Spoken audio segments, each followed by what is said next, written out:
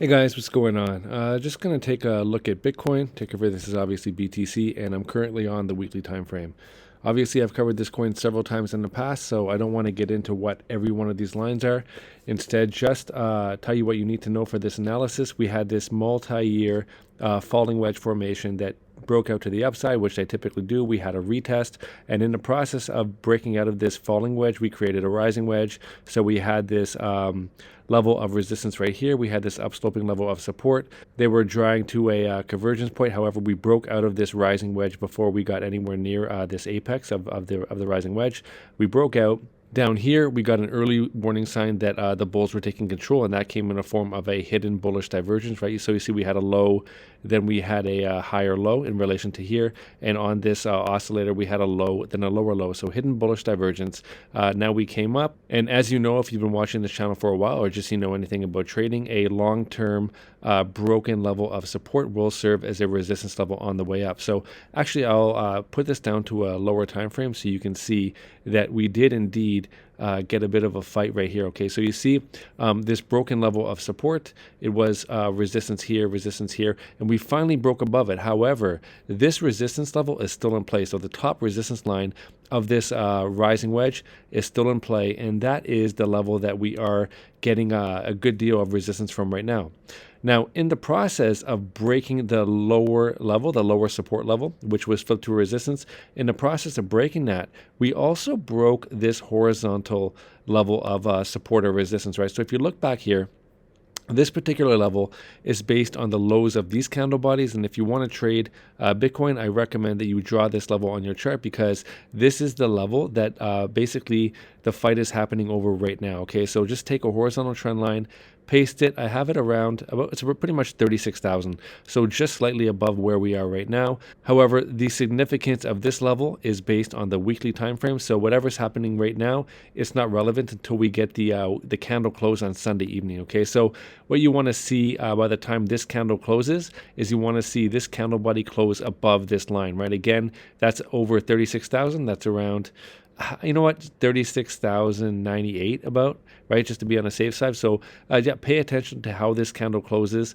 I mean, we could dump at any minute, right? There is some signs of weakness on the chart. However, if we kind of fluctuate in this area, this is what you want to look at Sunday evening. This candle body, is it above this level or not? Okay, so I'm going to take it down to the daily time frame. And there's a few more things I want to show you. Okay, so as you can see, this upsloping level of resistance from the top line of the rising wedge, we got rejected from it right here, and we got rejected from it right here. So you see now we've created a new, basically we're in a new range, right? So this level here is not really significant anymore. We have the top line from the rising wedge, and now we created a new low, right? So in this range, this is a low. If you want to draw it on your chart, just take a trend line, connect the low of the candle right here and right here. You know, you could draw it like this based on the candle bodies. However, I want to know if we do get a breakdown from this. I don't want to get faked out, right? So if we start closing a candle body below this upsloping level of support, then I will probably think that we are going to come down to retest this key level, right? So you see this red box right here. I basically just took the rectangle tool, I drew it on here to indicate that this is a range, right? This range is based on both the weekly level and the daily level. Okay, so for me, I have it around 31, say like around 31,500 and 30,700. Okay, so this is my range. You see the lower level, it is basically the resistance right here and all across right here, and then the top level, it is where these candles peaked out right here. So yeah, this is the range, and you know, more often than not, when you break a strong level of resistance, the price tends to find its way back down to it, right? To kind of retest it and just to confirm that this level has been taken, right? So that hasn't happened. We broke through quite impulsively, and we haven't had the retest of this level yet, right? So it was resistance right here, resistance right here. So if we do break down below this support level, candle body close, then I will likely expect a pretty dramatic fall down to the mid 31,000 level.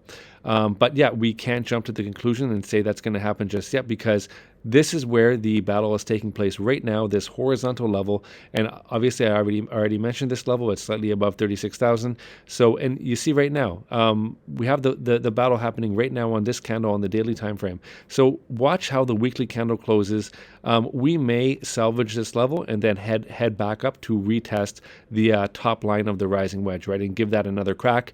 The more often we test this, then the more I'm going to kind of expect that we're going to break to the upside. However, we do have some bearish divergence on the oscillators here. So as you can see right here, so the price is making higher highs, but this oscillator, it's making lower highs, right? So high, lower high, lower high. So yeah, this is just a sign of weakness. It's not really ideal when you're pressed up against a strong level of resistance like this. And let's see if we're getting the same thing on the weekly time frame. Weekly time frame, no divergence, but however, we are getting this oscillator starting to cross down, the stochastic starting to cross down. I don't put too much faith in these, but it's not really ideal. Let's take a look at the last time this particular oscillator came above and then crossed back down this 70 line. Okay, so that would be, let's see if we got a reaction from it. That would probably be right here, and even from here, we got basically consolidated a bit, put in some more bearish divergence, and then we came down. Again, let's see right here. No, it did continue up from there. So that's why I don't put too much emphasis in this. Like these oscillators can remain in the so-called overbought or oversold region for quite a while. However, just the price action, and I do place a lot of weight on the divergences, right? So as I showed you, daily time frame, bearish divergence. Let's look at the 4-hour right now and see if we get something similar based on the price action within this range. And yeah, we are getting bearish divergence right here. This particular indicator will mark it. However, you still need to note how to identify it yourself, because oftentimes it's slow to mark the divergence on here, right? So you see we have basically the price level here, but we put in a high relation to this, but the oscillator put in the oscillator here put in a high and then a lower high. So we're getting bearish divergence on the 4-hour, bearish divergence on the daily. So signs of weakness at resistance, not really ideal. However, the two levels you want to watch, the two key support levels, is going to be, again, slightly over 36,000. So about 36,090. Okay, look at this level for the weekly candle body close, and then this level here, this upsloping level of support. In this new range, what you do not want to see is you do not want to see even a daily candle close below here, because you get candle bodies closing below here, then this level is going to flip from a support, which it is right now, to a resistance, and then you're going to have to battle it, right? So if we do end up getting a strong move down, what I will watch for on the bounce is if we come up here and then get a sell-off right at this level of resistance. If we flip this from support to a resistance, that's going to be my cue to enter a short position, in which case I'm going to target all the way down here, the retest of this broken level of resistance right here, these two rejection points. I'm going to buy the retest of that, and then hopefully this level will hold, and then we have a stronger push up beyond that. If we do get the retest of this and make our way back up, I think that'll ultimately be the break of this upsloping level of resistance from the rising wedge, and then we can look at the higher price targets, right? So let's extend it to the weekly and see what those higher price targets would be.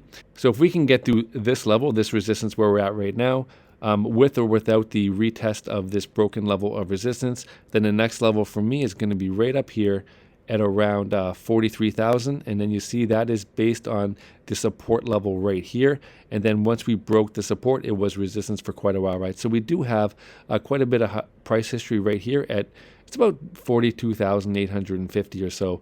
So that's going to be a key level that I watch. And then beyond that, right here, 47,000. I'd say 47 to about 48,000. So this range, this almost seems like this is like kind of like the magnet of where we're kind of working up to. However, as you know, the market just works in waves, right? So you're going to break a level of support, come back, retest it as a resistance, and that's exactly what we saw here, right? So look at this right here: rejection, rejection, breakout, retest, rejection, rejection, breakout. What's missing? The retest, and then higher price targets, right? So yeah, let's just see how it plays out. Anyway, I just wanted to get this video out to you as soon as possible, just because Bitcoin is leading the market right now. So you need to have a pretty good understanding about what Bitcoin is doing before you invest too much in your altcoin positions right now. Of course, you know, when Bitcoin's crashing, then every now and then there's some standout. So some altcoins can be pumping when Bitcoin crashes, but for the most part, if Bitcoin's going to come down, it's going to drag the majority of the market down with it, right? So yeah, just keep an eye on this. I gave you the levels, and if you do see the price come back down to this this box right here, for me, that's going to be my cue to go long, right? And alternatively, if we're able to hold this level, if we get a strong weekly close above this horizontal level right here, and then we're able to break above this upsloping level of resistance, then I'm going to look to this about just shy of 43,000 as the next price target. Okay, guys, hopefully you found that helpful. If you did, smash the like button. If you want a place to trade Bitcoin, and if you want to get some really good sign-up bonuses, check out the links I have in the pinned comment and description. All three of those exchanges are going to give you guys a sign-up bonus for making an account and depositing money. And you may need a VPN to use it, depending on your location. So I also put a link to a VPN in the pinned comment and description as well. Also, if you found this helpful and you're not subscribed, but you want to be able to find the channel again in the future, click subscribe, click the bell, and then click on all, and that way you're going to get notified when I release new content. If you don't do that, you may have a hard time finding it again because it's relatively new. As you can see, there's under 2,000 subscribers, and because of that, I'm not really prioritizing the search algorithm. Anyway, guys, take care. Have a good day. Bye.